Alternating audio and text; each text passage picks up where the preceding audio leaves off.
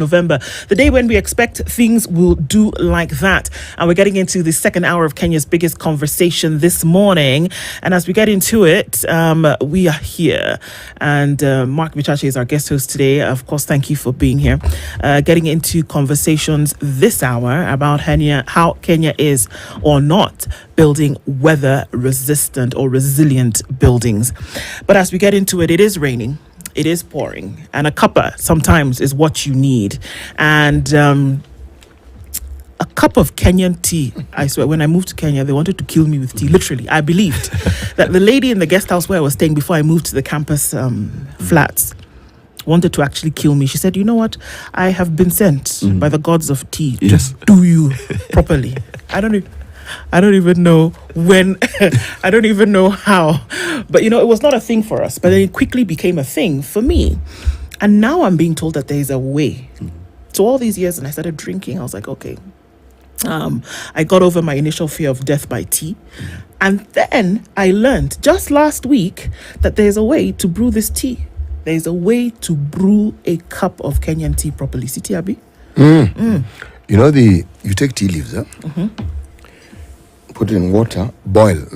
Don't heat it, boil it until it bubbles. When it has bubbled, then you take your milk, add a little bubble again. To the water. Yes. Everything is mixed properly. Then sieve it. Then take a sip. Now, that sip has even more meaning when that particular milk is dairy best. Wow. Now, when you take a sip of it, what you'll realize that it's not just creamy, it's also rich. Yeah. Then, when you talk about Kenyan tea, you can say, hii ni chai kweli. Absolutely. A true cup of Kenyan tea is best made with Dairy Best. Brookside Dairy Best. Chai kweli in a Dairy Best as we kick off the hour this morning. Okay.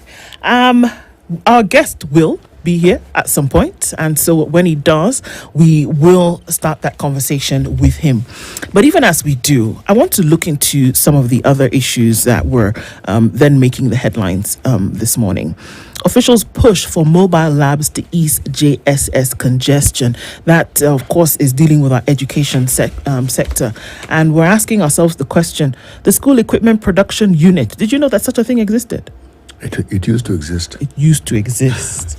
I know it used to exist. Whether it still exists, I'm not certain. Well, they're doing something because they're now advising junior secondary school, that's JSS, heads to acquire mobile laboratories with solar power to address the shortage of equipment in remote areas. Okay? The Chief Executive Officer, Joel Mabongo, said the agency has developed mobile laboratories to equip junior secondary schools in rural areas. He was addressing more than 10,000 primary school head teachers in Mombasa. This was last week.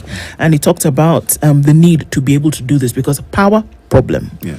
Learning, necessary. How do we make sure that this lack does not impede this need? So he said this is the way to do it, and we advise you to actually use that. So it's a key state agency, and they've said this is the way to actually go so that we can now stop this whole thing. So who has developed this, and where does one find it? Does it exist? And how much will it cost? Yeah. Now, this agency, they are charged with manufacturing laboratory equipment in the country. It's their job. They're supposed to do it. They've advised the head teachers not to wait for the parents to build a lab in infrastructure and instead buy mobile labs at a lower cost for use by JSS students. So buy from us and it can come to you, as opposed to saying, in school fees this year, we're going to raise it by 4,000 shillings in this particular school so that parents contribute to building a lab, whereby the state agency has been tasked with this and they can do mobile ones that can go to different parts of the country. Do you understand? I actually do understand what you're saying, and it sounds very good. That's the problem. It sounds good. Yeah. No, okay. So the question is, one, how much is it? How much is a unit? I'm sure they don't indicate that. Yeah, they do. How much? The schools can buy each mobile lab at a cost of 320,000 shillings instead of waiting for a big laboratory worth millions of shillings. And they said we can also come to the schools and convert the classrooms to labs at a very minimal cost. So even if you don't want to buy the one that moves, we can come to you and we can convert 320,000 as opposed to 4 million. Wait, so you're talking about the school fees for one student in one of our international schools for one term equals one lab per school? Yeah. Okay. And he was speaking to 10,000 heads. I see where you're going, Mark. Yes. One I can has to see go you. there. I've Yeah. seen you from far. Yeah. When you're near 18, as they Yes, say. please. And then let's assume the serviceable schools are 5,000 of them. So they need 5,000 units of 320,000 worth units that have already been prefabricated. That is how much money? Yes, now. Because you have to understand, these subjects must be taught. And most times we say, wait, good idea, most times we say that, look, the reason why 1, 2, 3 cannot happen is because sometimes areas where there's no power or the necessary infrastructure does not exist. So they're saying, look, instead of, and we as this agency, this is our job. This is what we're supposed to do. So we can bring it to you. Instead of you now talking to parents saying, each of you over the year give us 15,000 shillings. How about you now even reduce that number? Who is funding this entire process? The state. No. Okay. What is the budget for that? What was the name of that entity? The state. No, that's the state agency. They're called the School Equipment Production Unit, SEPU. Okay. Yeah. Okay. But they've been in existence, huh? They've been there for a minute. Yeah. So they're saying we can actually do this for you at a cost of 200. I'm sorry, it was not 320,000, though. It was 220,000. 220,000 is the cost of the mobile lab, and it's suitable for schools which have no electricity. So you don't have to worry about powering the thing. It's actually sorted out because it uses solar technology. Okay, let's ask the simple question. These schools that don't have power and whom we're saying ought to have solar, why is it that you're waiting for the labs of the school to have solar? Do they currently have solar? No, they don't even have anything. The labs Precisely. don't exist. Should you That's not the then point. ensure that the schools have power, just for starters, so that we know that this thing actually works? Remember, if you have a lab, the power requirements for a lab may be more than just an ordinary classroom. Because an ordinary classroom, you just need bulbs. Yeah. Let me just read this, because anytime I hear a story that's not adding up, I follow the money. So I found the auditor's report for 2020. That's 2019 to June 2020. The statement of comparative budget and actual amounts reflects final receipts, budget, and actual on comparable basis of 96 million and 41 million respectively, resulting in underfunding of 55 million, 57% of the budget. Similarly, the unit expended 54.2 million shillings against an approved budget of 82 million shillings, resulting in an under expenditure of 28 million shillings. So let's do mathematics once again, I beg. Let's do it. Let's assume there are 1,000 labs available out of 10,000 schools that need them. Let's assume there are 1,000. Oh, these mobile ones Yes. now, they're 1,000. The 1,000. One costs 220,000. What is the total amount of money that should have already been expended for these labs to be available? Considering it's a government entity. 220 million. Okay, what is its budget? 82 million. Okay. Is that what you said? Yes. 82 million. Yes. So how? 82 million. I'm assuming it's just So 1,000 there's units that are 138 million shillings. That's, You see, the thing is, and this is something that we as Kenyans need to be very serious about. I love the idea. I homeschool my kids. I've had to buy a microscope by myself, a telescope by myself. I know how much these things cost. I know how much it is to put a proper chemistry lab kit in a house. I get it. If they can get it down to 220,000 shillings by mass procurement, collective bargaining, and all of those things, fine. I just don't see it in their budget. I just don't see it.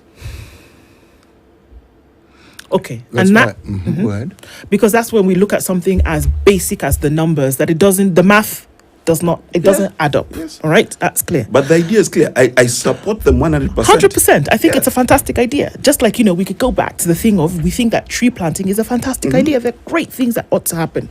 But then we need to go to the issue that CT has raised a few minutes ago, and that is, why is there no electricity in the schools in the first place?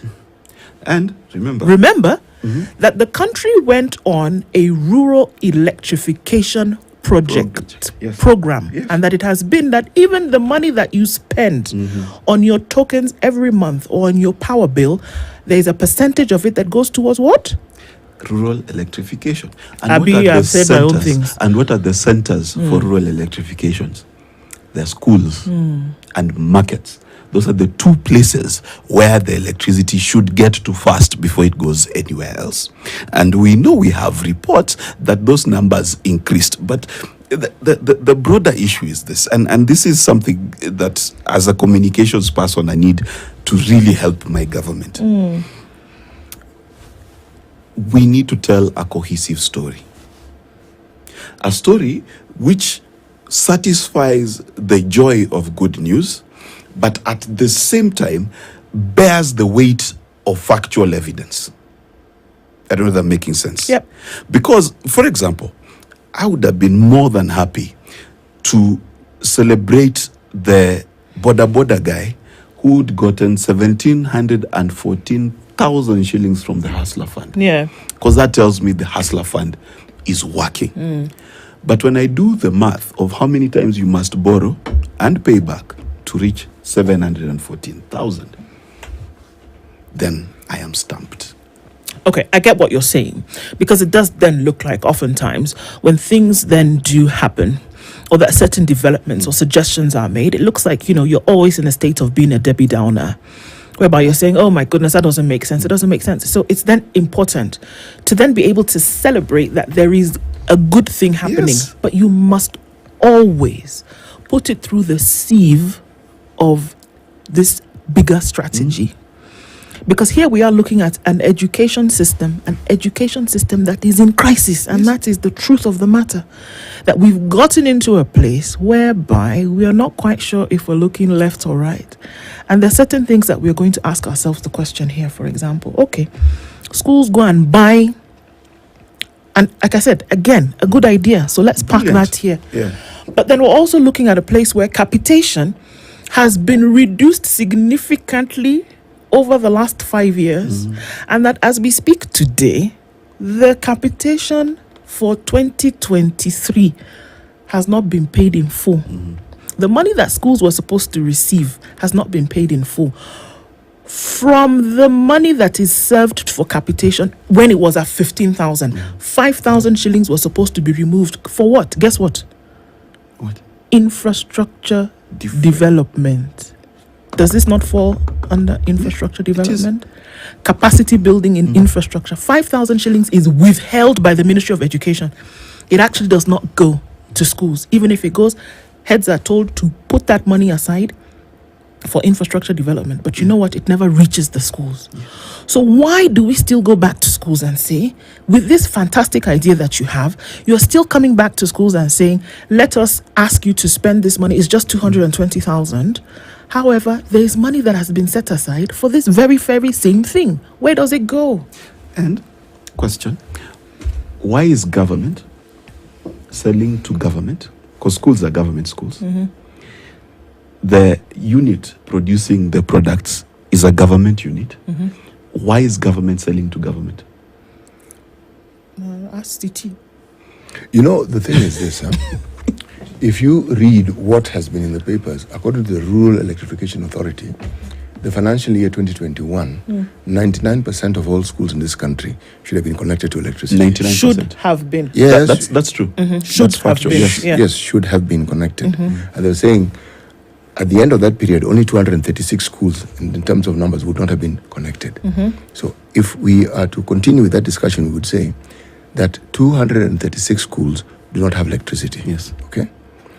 The financial year we are in is the 2023-2024 financial year. That's what the year we are in. There is no story about what has been done. It was projected what we've achieved. So if we argue that there's only 240 schools that don't have electricity, so you're saying SEP wants to supply 240 40 schools. Yes. Yeah. Okay? Yeah. So what happens to the electrification problem? Because the program was supposed to be 100%, not 99. Okay? So if it gets to 100, then why would SEPU then need to augment that particular support? So it means that we did not get to the numbers that we had hoped we would get to. City, can I throw a spanner in the works? Please. NGCDF is how much per year per constituency? 130 million. 130 million. These units are 220,000. So, if we're to use just, 10% of NGCDF divide by 220,000, that's over 36 units. I often So, whichever way you look at the math, and this is what depresses BCT. Whether you look at it from electrification, you look at it from CDF, you look at it from capitation, whichever way you look at it, you want to celebrate, but you have to hold yourself back. It's like the spouse who always brings you flowers the day they cheat. Yeah.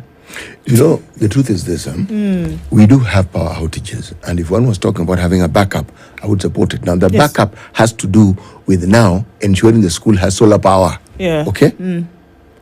But then solar power during the rainy season will not be of very much use to you. Because you're not going to be generating any power from solar because solar has been rained on. Did you say solar has been rained That on? is exactly what I said. Yeah. Okay? The point is this. When we hear that there was an increase in the budget for education, 680 billion it was. Okay? So are we saying that we're going the MES way, where the government decided that county governments need certain equipment and that they'll be deducting whatever it is they said the cost was for these equipments at source? So are we tending in that direction so that the SEPU are going to produce these things anyway? Yes. Okay? And then whatever monies is supposed to go to schools in whatever form, in whatever way, will be deducted from source and then divided. But it should be. That is what they ought to do. Yeah. But should we then not also know ahead of time how many areas need this? Absolutely. Yeah. When you talk of connectivity, how many places were not connected? And so they will need this support. Yeah. And even when you have this support, because you will have the support, are you saying that the needs that these schools have will be met? I get the impression that these labs are tailor-made to suit your needs. Plug and play kind of thing. Yes, they are. Yes, they are. And it's, as we say, it's a very, very good thing. We cannot, unfortunately, look at any project in Kenya, especially when it involves money, without pausing and asking, okay, what else is there that we're not being told What about? is afoot? Yes. Because look, I'm still on that 5,000 shillings because we looked at the numbers, you know, very clearly. Capitation today stands at 22,470 shillings. But now we're looking at secondary school. Yeah. This one is JSS because now we're starting to bring some of those courses to the junior school level. Yes. So let's just assume that we're still talking senior school. 222,000 shillings. And Mashogu told us last week that actually, you know what, we've not actually been able to send we will not be able to send the 22,000 because of this, that budget, blah, blah. But in time gone by, school heads have been asked to, like I said, hold on to 5,000 shillings because it's supposed to go through infrastructure. Do you know what I say? This thing is a need. It is true. It is a need because, okay, electrification has not taken place as they sort that one out. And you say that let's use this in the meantime because it is such a need, right? JSS. Take the 5,000 shillings that you're not giving to schools anyway and give SEPU.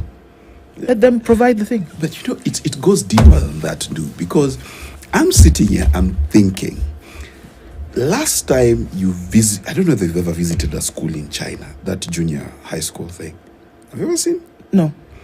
Those guys are assembling robots. Students in high school. Okay? Universities in Kenya don't assemble robots. So it's one thing to be able to have the basic lab equipment, Bunsen burner and hydrogen burns with a pop sound. Fine. But are we giving our students the necessary STEM skills to bring us into the 22nd century? Because that's what India is doing. That's what China is doing. That's what every other country is doing. Are these kids able to bring our children at par to compete with a Chinese kid in the village? Mark, I said we don't have electricity. I said that some classes don't have. Then you want us to build robots. No, but that's a point. That's a point. Listen. We talked about natural resources, right? We must also begin to discuss about intellectual and human resource and what value it's going to bring. We have to be realistic. No, listen, AI can probably do our jobs as we are sitting here, right? In 6 months' time, his voice will be recorded and there'll be an AI speaking on his behalf. What are we going to do? Are we preparing our kids for that future, or are we still singing so many vijana? Don't have capitation. No, something has to give. You see, if you're in a radical problem, it behooves you to find a radical solution. Yeah. That's all I'm saying. And weirdly enough, those robotic labs and kits could actually prove cheaper, more portable, more usable, and safer for kids. Mark, I think the thing you need to do, if you're going to take our discussion in that direction, you also need to point out that as we bring in robotics, you want to ensure the costs are in the billions, and you must also show with great clarity. Okay. I see you.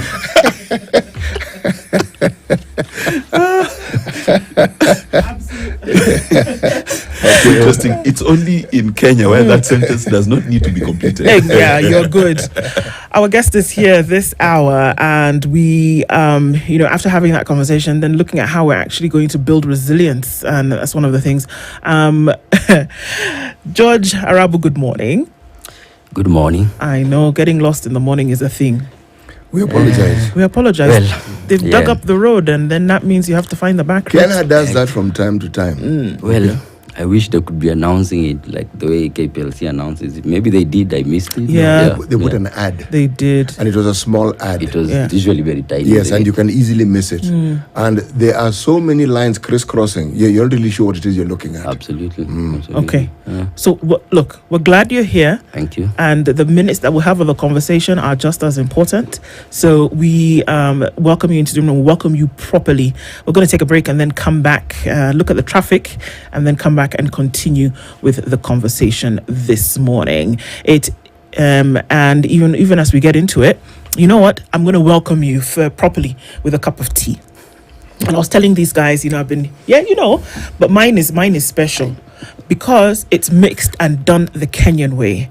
And it's a true cup of Kenyan tea because it's been boiled to perfection. And then the dairy best full cream milk has been added to this bubbling goodness.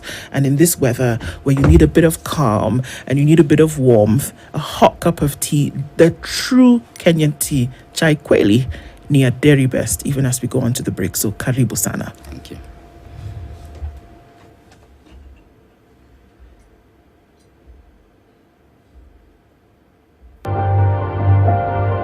My skin is my identity, my strength. It's unique and deserves care made specially for me. New Nivea Radiant and Beauty Advanced Care with 5 oils and 5 vitamins. 48-hour nourishment. Helps reduce appearance of stretch marks in just 2 weeks. New Nivea Radiant and Beauty Advanced Care for your shade of beautiful.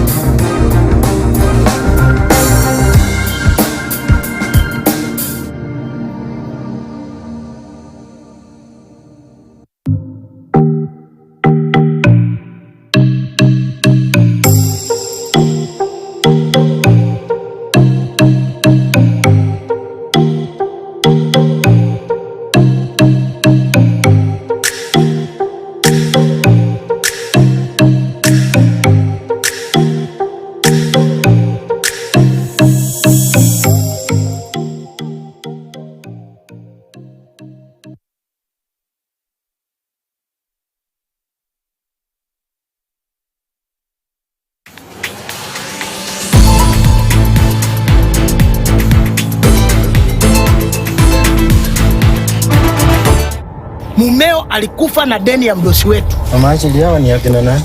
Mtu atakuokoa ni msichana wako peke yake. Toka. Shika hii sasa. Sana wewe nipatie vitu za nini hiyo? Unakuaga tu na masida wewe. Pole. Ona bibi anafaa kate mboga, apike ugali, hakikishe bwanake akishiba. Nani? Huyu ni kazi yangu huyu. Ndio mimi ni bibi yake. Anapanga na jokes. Nimetoka ushango sijakula kitu. Kwa barabara nimekuja nilimwambia nitumie fare hata ya kufika alinitumia nusu. Hapana, sitaki watoto wasichana kwa nyumba yangu. Ukishawapanga hivyo, sasa mambo mengine hawezi suspect. Hisia.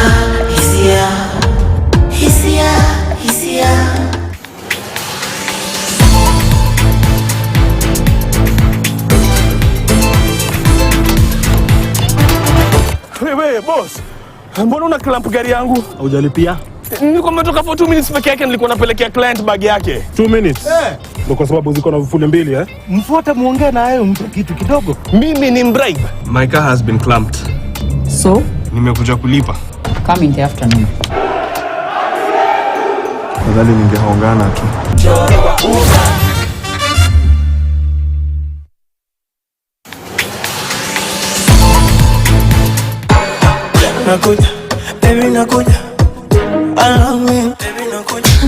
When niambie, ebu decide, it's not your time, hiyo witha. When niambie, ebu decide, it's not your time. Anapiga pick ndani ya nyumba na bado ananimaliza tukisikiza reggae kitubeba tukiwa matirete o dance kwa tune. DJ Tatua. Vibes ni typical, original, tukifanya tu simple. Mimi na stories za mapenzi, abadan katan.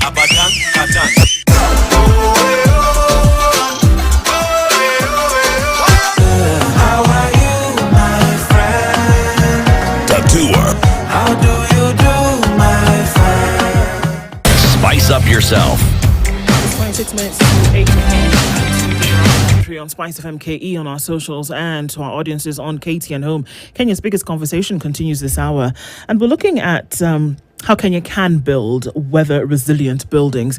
And the Vice President of the Architectural Association of Kenya, George Arabu, is our guest this morning. George, welcome once again. Thank you very much. Karibu sana. Okay, so even as we get into the conversation and asking ourselves the question, let's start from the top of this.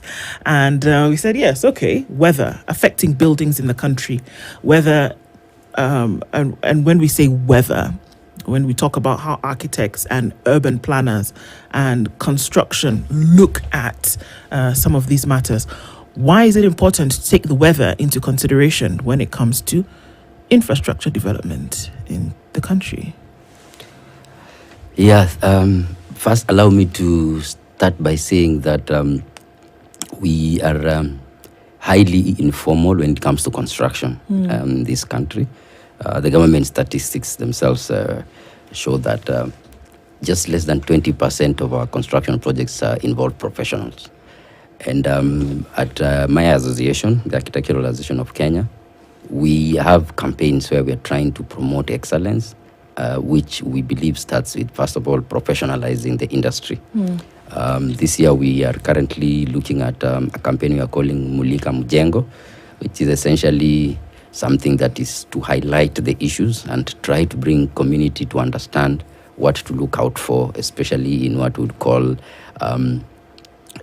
informal construction. Never mind, they're everywhere. So in terms of why it's important, to consider the weather and, when you are looking at infrastructure, first we need to look at the patterns, the climatic patterns. The weather is the day-to-day, changes of the atmospheric conditions. But climate, you look at it in a matter of 30 years, or a period of 30 years, what has been happening, and also the fact that we are in a specific part of the world, the tropics, and we have specific experiences in weather. So when we are thinking about infrastructure, they are not just serving the urban network. They need also to be resilient, because we don't build infrastructure for one-off. We essentially build them for long term, And since it's a heavy investment, we want them to be as resilient as possible. And in most cases, if we consider things of climate change, if we consider things, for example, unpredictable heavy rains like this time round, you want to know that that design of the infrastructure has been made to the level where that adverse weather condition can actually, the infrastructure can withstand that. In fact, when engineers design, for example, they don't design for the least loading or the least stress that particular infrastructure will get. They design it where they look at what is the maximum possible stress that it can take. Okay. Yes. So you talk about the vast majority of the construction taking place in the country today is informal. That's right. Right? So then that already begs a situation whereby nobody's really looking at taking these factors into consideration. A guy is looking at putting up, buildings, or looking at putting up the one-room kind of things that we see regularly in order to get people to move in, and then you can make your money. They're not really taking into consideration these things that you've talked about. So how can we introduce a system whereby resilient buildings are put up when that information is not being used? How do we do that when we already know that largely it is informal without the use of this information? So of course, the most important bit is how do you formalize the construction sector? First, we need to look at it from the perspective of where do we start when you are building. There is the scope of planning where, for example, government is very much involved, and then based on policies, planning policies, and then enforcement, such that the government's role is to make sure that people build in the right place and the right way. Right now, the biggest challenge we have is that private development is much faster than the government can catch up when it comes to infrastructure. One, because a lot of our cities, and probably true across the world, is, I would say, more than 90% residential. For every 10 buildings you see in Nairobi, 9 is residential, and most of them have been developed by private developers who, following the informal route, have found ways of literally not abiding by the regulations, the planning ordinances, which essentially should tell you where to build, what to build, and how to build it. So to answer your question directly, I think we need to first of all start with the aspects of planning, and most critical, how do we enforce the existing planning guidelines? And who does that? A lot of our local government, the counties, which are vested with the task of doing development control, don't even have the numbers. They don't have capacity, for example, to inspect. They don't have, I would even say, maybe the will to follow through what they approve. So that is what needs to be done. Then, of course, the developers can be reined upon to do the right thing. If we take the view that the bulk of our population is in the rural areas, and I look at the buildings, let me talk about the houses I have in the rural areas. There's no government involvement. Yes. So you could argue, therefore, that most houses that are put up where the bulk of our population reside don't have any government say-so. Now, that is true. So I'm talking relevance here. So now, government say-so is important. I know that it's important. It's important in terms of planning. It's important for all these things. How do you bridge this gap? Because sometimes, in the absence of that, if it were to be followed to its true self, you prevent the sort of accidents that occur again from these same buildings, because these aren't highlighted as much as some of the houses we hear collapsing, say, for instance, in the cities. But houses do collapse in the rural areas. They are put up, and if you have a deluge such as that's what we're having now, one moment there's a house, the next moment there's rubble. So how do you bridge this gap?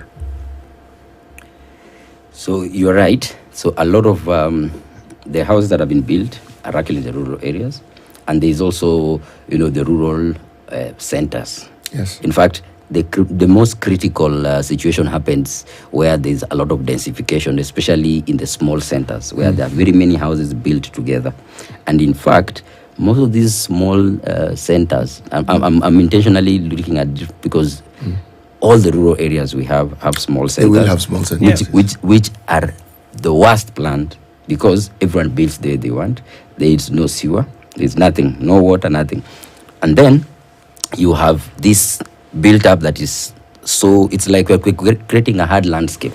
So when you create a hard landscape of roofs and paved areas and slabs and walls, you are actually creating a catchment for rain, which then when the rain comes there, it doesn't have a place to go because there is no infrastructure for it. Then you have all these pit latrines everywhere.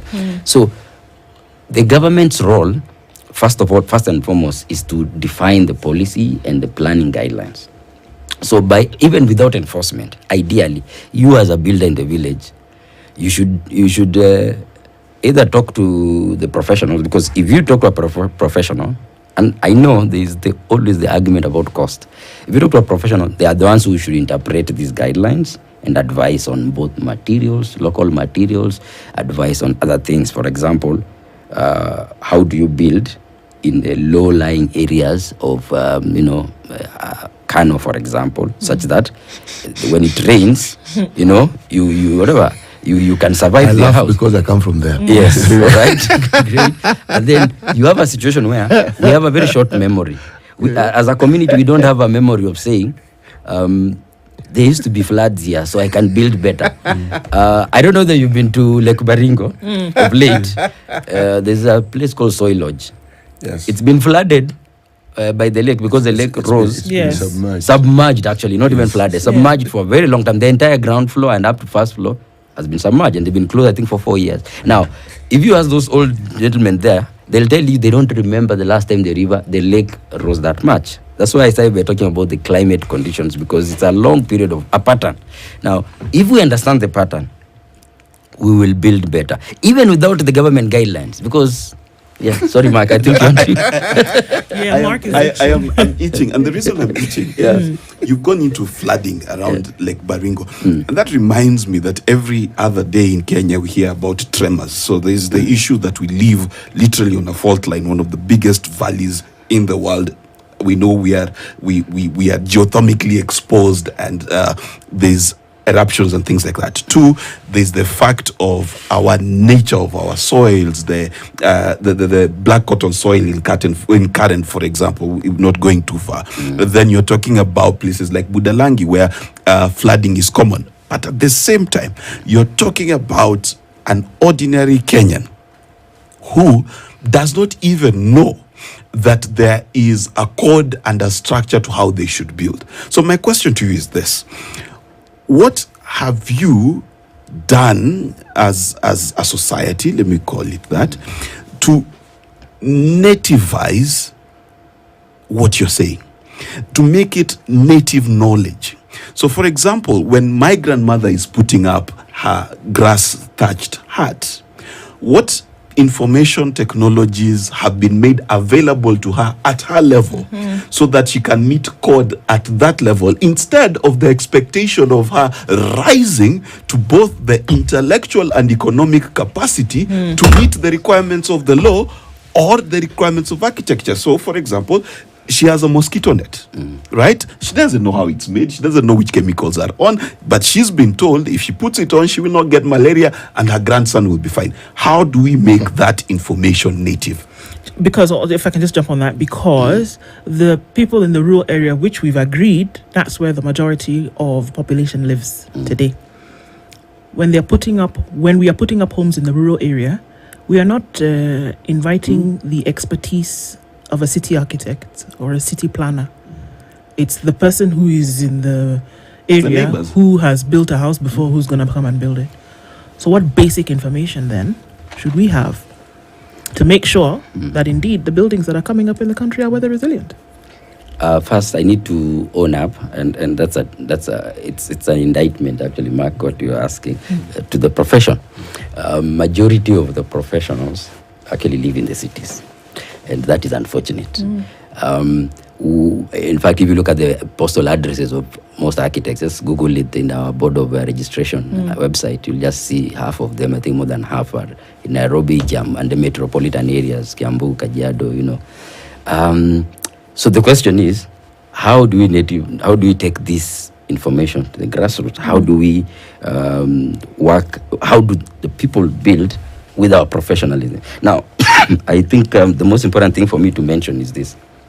First and foremost, we've lost how we used to build as a society. In fact, when you mention a grandmother, in my mind, the picture that came is my grandmother's house, which is made out of mud, the wall mud, sticks and mud, and smeared with cow dung. Today? Up to today. This was built, I think, in the early 70s, but it's still standing there up to today.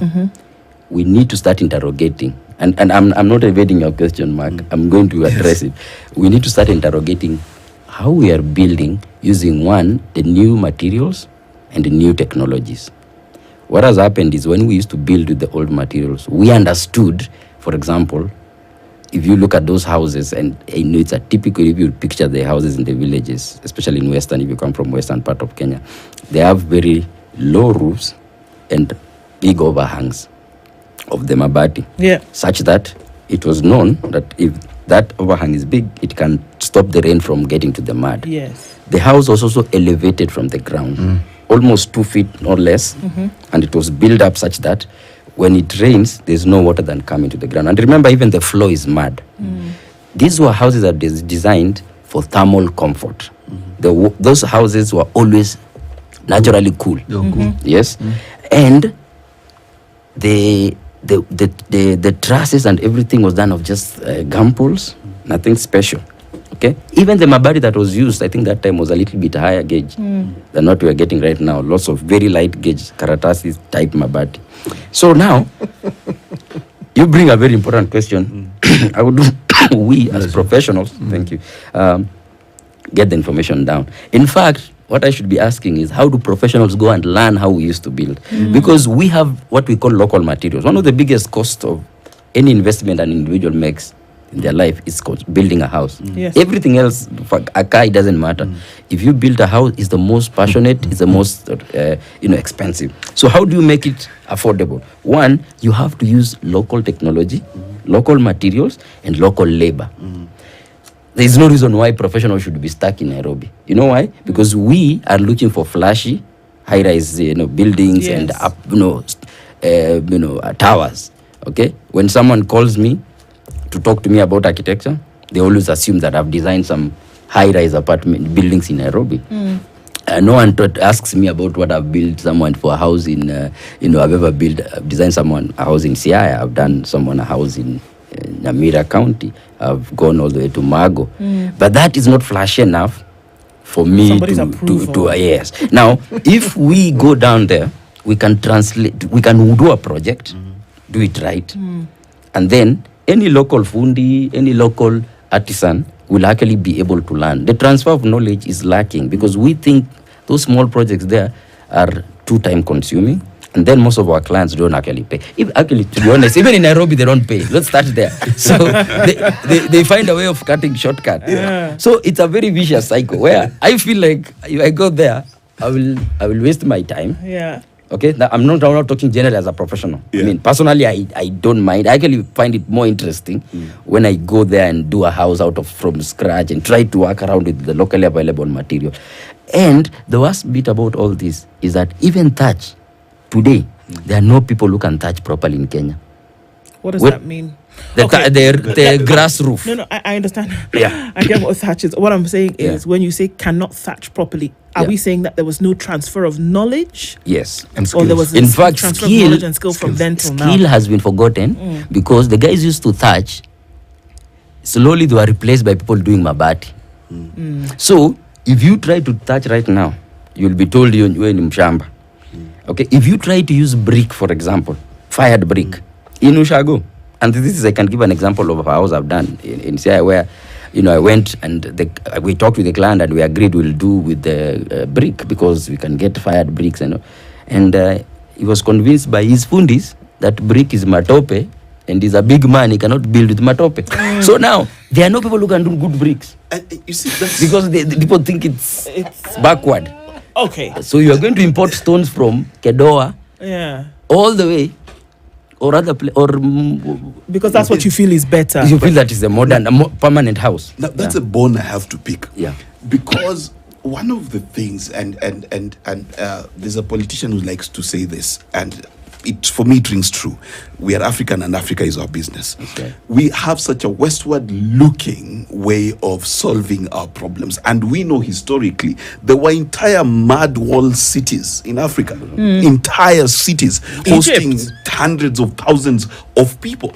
So this technology, because when I'm talking about building for the weather, I am thinking about the lady in the papers today who swam across a flooded area to go deliver a child. I'm thinking about that woman in the northern part of Kenya, in wherever part of Kenya, that needs to build a house that, based on what is available locally, what she can afford, and then also what can withstand the unexpected heavy rains, El Nino, which we postponed and brought back. Yes. How does she build that? Because the people in the city, I can fault them. They have chosen to scapegoat around the rules. The person in the village has no choice, has no knowledge, and in as much as we want to go back, your career has still not innovated for them. Yes, one, it is important to acknowledge the fact that our profession has failed, and there are very good reasons why. One of them is, of course, numbers. We don't have numbers. In the whole of Kenya, we have about 2,000 architects, for example. I was just surprised the other day to learn that I think there are less than 200 surveyors in Kenya. I've gone to a county where we submitted buildings, architectural and engineering, and the engineering drawings were returned because we were told there's no engineer here. You go and build how you want. What are you talking about? Oh, sorry. When you said 200 surveyors around the country, every time we hear surveyors are jumping up and down telling us, and all that noise is 200 people? The registered ones. I'm talking about the registered ones. Ones who can, were professionally liable. Who have the legal authority to survey. Yes. Okay. Even the architects I'm talking about, majority of these 2,000 are not properly practicing. Occasionally, you will not be able to, you will look at the register and you might see less than 1,000 registered at any one time. What Mark is talking about is that we have not been able to capacitate the builder, the entire built environment across the country. And the interesting bit about all this is that it doesn't mean there are no builders. It just means the builders who are wherever they are cutting corners. And to me, there is the modern information about how to build, but surely the old knowledge that we always build, and you mentioned the use of mud, for example, mud cities, like for example the Benin city, which was one of the most popular, probably well-planned city that most of Europe at the time when it was thriving, was done in Africa with native people. The stone walls of the Great Zimbabwe. Yes. A lot of Ethiopia, if you go to Ethiopia, even right now there are castles that are still existing. Yes. Okay, Timbuktu. These are brilliant ideas. And even if you look at a Kawaida village, the way we do the concept of a courtyard with houses and then some fence around and then the granary in the middle and all that, these were houses that were not considered this thing of permanent house is very colonial, because when the colonialists came and they started building with stone, a lot of Kenyans who came to work in the cities and the suburbs, servants for the white masters, wanted to go back to the village and build with stone because they thought that was what was supposed to be done. But the guys who were building with this did not transition very well, and we as professionals have not been able to literally go there and get back into these things. What would it take for the return of knowledge? Because this is what we are saying, that there came a time where new information, new knowledge was brought, but it didn't mean that the old knowledge was bad. And it didn't mean that there had to be a move. But here we are saying it's very clear that, look, we talk about Cement City. If an earthquake at the proportions that it happens in the east part of this world were to happen in this part of the world today, the devastation will be incomprehensible. That's just the truth.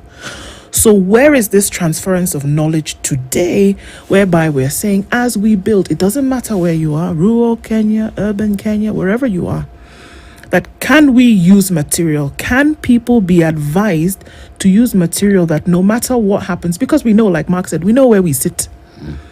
Whether we're here, whether in West Africa, in southern part of Africa, we know where we sit, and we know what is likely to or not happen with the weather. Where are we looking in terms of advice to say, build with this, build this way, let's go back? What's happening in that conversation? Are and we how should even it? teaching Exactly our students to think that way? Those in architectural school today, can there be a different kind those of who are studying at the university level? Yes, any discipline that's related to building. Are we training them to understand and think and go back into the history? You look at Spain and Portugal and you look at the architecture. The Moors, these are Africans. Yes. And the influence. What they did was, over time, they evolved these things and owned them. And so one actually forgets. There are mentions that the Moors were here. But now us, who are living on this continent, are we actually training our people to understand that we actually had some serious stuff that needs to be understood in greater depth? And that is something you have to teach people so that they understand and get into it. Are we? Of course we're not. The academic angle is very interesting. In fact, that is another a lot of people are prof who should be blamed because I went through school and you know, prof didn't teach you. We studied those things, but in a way that we were not. It's like a token. It was a unit that you had to pass. About traditional, the architecture of how we used to build, the forms, the shapes, and everything. But we don't actually get to the level where can an engineer be taught how to build again with the bricks and mud, and we eventually will get to a point where we will have to go back because the cost issues are there. And I think it's a very important conversation to have. My misery is that we couldn't continue this conversation even longer this morning, but thank you for being here, and let's mark it to do it again. Mark it. Yes. Thank you very much. George Arabu is the Vice President of the Architectural Association of Kenya. Thank you for being here this morning. Thank you. Folks, conversations continue. It's 8 a.m.